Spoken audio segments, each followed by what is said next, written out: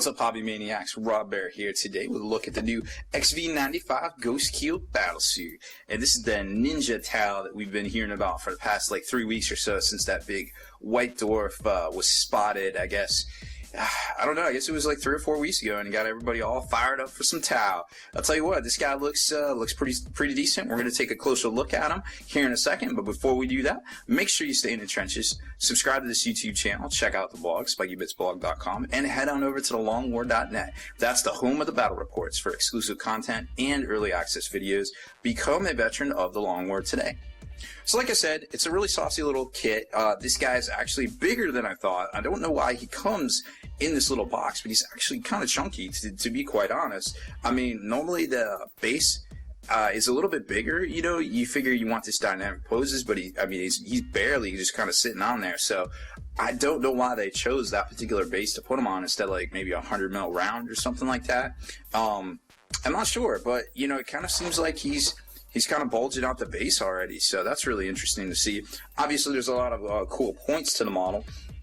You got the fusion collider, the cyclic ion breaker, and these can both be assembled independently and also magnetized. Then you've got all the weapons on the top, you know, the secondary weapons. Then the head, you know, that basically pops off. This flips up, this flips down. You can take a look at the pilot inside. And then you've got all sorts of, you know, all the different things like the Electro Warfare Suite, which is right here, kind of like what the OG Tau Commander had from the last book.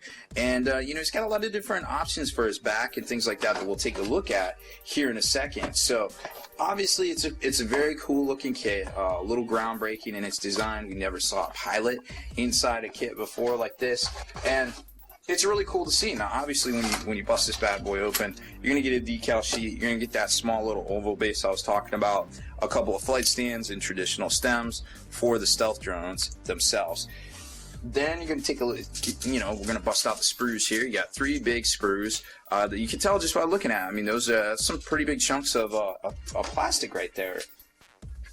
Alright, so we'll take a look at the instruction manual. This is an incredibly intricate model. Don't let its size beguile you because it has a lot of parts. So it's very important that you read the instruction manual. This isn't the old days where you could just be like, I know how to build a Space Marine, blah. You know, like, it's gotten real like the past couple of years. Like the kits are getting more and more involved. There's a lot more moving parts. There's a lot more detail, you know, little knobs and nubs that have to go on a certain spot to, you know, get you to the next step. The tolerances are very tight, so you don't want to F this up on your expensive kit, right? So here's a look at the stealth drone. There's 2 of these guys in there, obviously. Builds out pretty quick, you know, pretty standard stuff there. Then you start with the torso here with the little pilot area and things. You can get the 3-part, 4-part pilot in there, assemble the armor plate in the front, then it all locks together, and it's actually on hinges, which is really neat to see. Like I said, a little groundbreaking stuff there we hadn't seen before. So that all locks together easy peasy. Then on the back there's options, war gear options, like just a plate, or this looks like some sort of point defense, like a rear kind of missile pod kind of thing that we haven't seen rules for, and then some sort of signature system as well. So I'm wondering if these are some sort of signature systems. We don't know what they do yet. I'm sure it'll be in the new book. Now, like I was talking about being complicated, once you get down to this parts here where you start putting in, you know, the torso and the actual, you know, building out the main torso component right here. I mean, that's like 6 pieces, boom. And then you got to put on the hinges, you know, then, you know, you just got to start locking stuff together. You got your standard weapons here. They go on this little arch, so that looks like that's magnetizable as well, so you can interchange them out. Then, of course, you know, we already talked about this where the top flips down, the belly flips up, and then you basically can sit whatever helmet down you want. It looks like there's 2 different builds there for the eyeballs. Then moving on, the hooves or feet, we'll call them hooves, are 2 different pieces. That's pretty standard. We saw that with a couple of different kits as of late. Now the legs themselves, very intricate. You know, make sure, watch your shit here because you don't want to mess this up. And then you got these little nubs and these little grooves, so make sure you're assembling all this stuff right, because if you do it stock, it should just lock together and assemble for you. If you don't, and you shave those off, you can do your own, you know, crazy ninja, you walk like an Egyptian maneuvers and things like that, but it's going to take more time. So it kind of depends on what kind of a hobbyist you are. Like, are you a, hey, I want this on the table, or are you a, hey, I want this to be my model kind of thing? Then you're going to want to, you know, take a lot of time and shave these areas off and things like that. like that. Then you've got the first arm here with the electronic countermeasure suite, which looks really cool. I mean, that thing could be a drone in and of itself.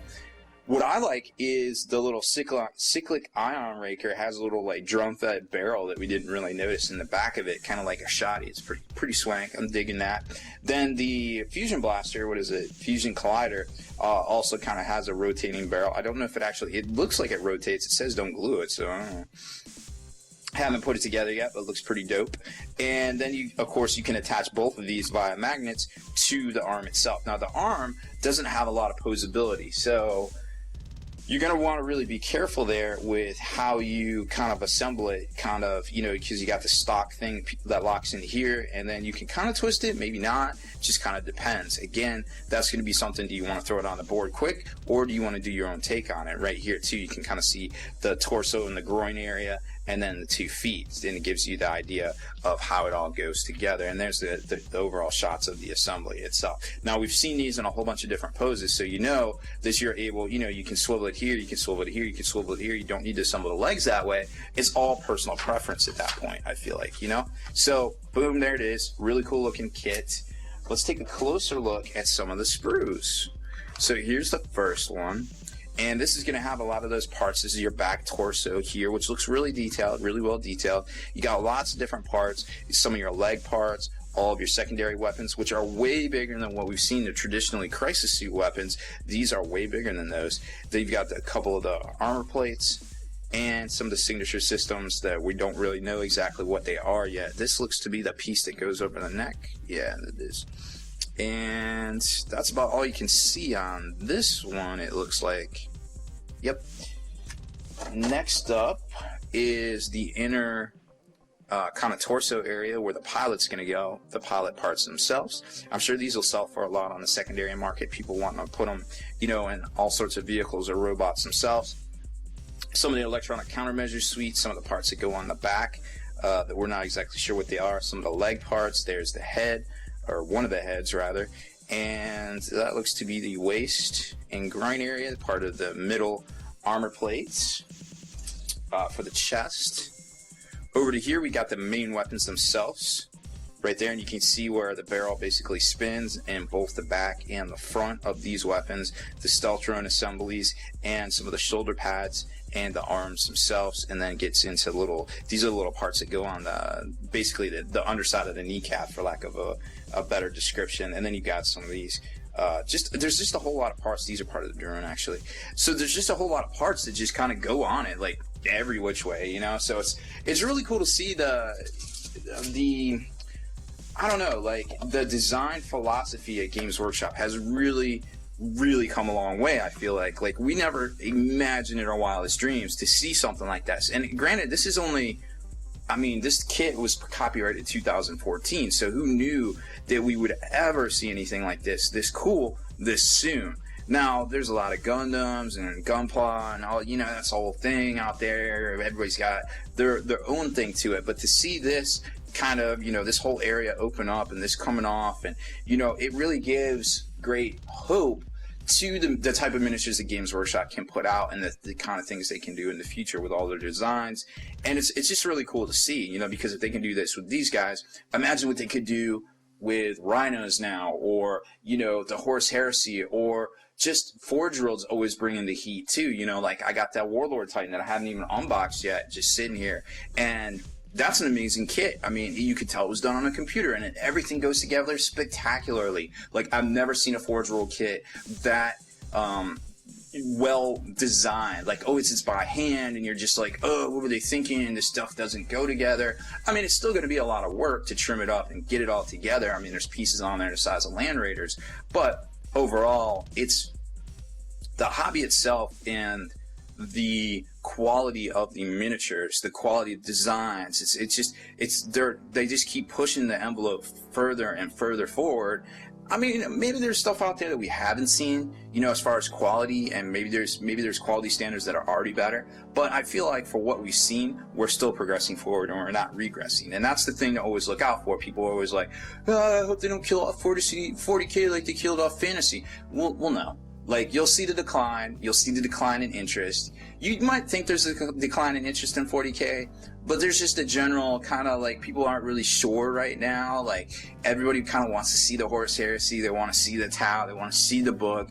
As soon as that stuff comes out, man, everybody's back in. It's just going to be going like it was before. It's going to be an exciting time. Winter's really shaping up to be pretty nuts, and I can't wait to see what comes out, all this rumored chaos and Tyranid stuff for later in the year, possibly early next 2016. So exciting times again to be part of the hobby. To never forget that. Deleted scenes, bonus content, and all the interviews and post-game wrap-up videos can be located in the Hall of Veterans on thelongwar.net. Visit thelongwar.net today and try a week completely free with no strings attached. That's not all. Thelongwar.net is also your hobby resource for exclusive early access with an ad-free experience to all your favorite videos. Members of the Hall of Veterans gain early exclusive access to multiple hobby videos,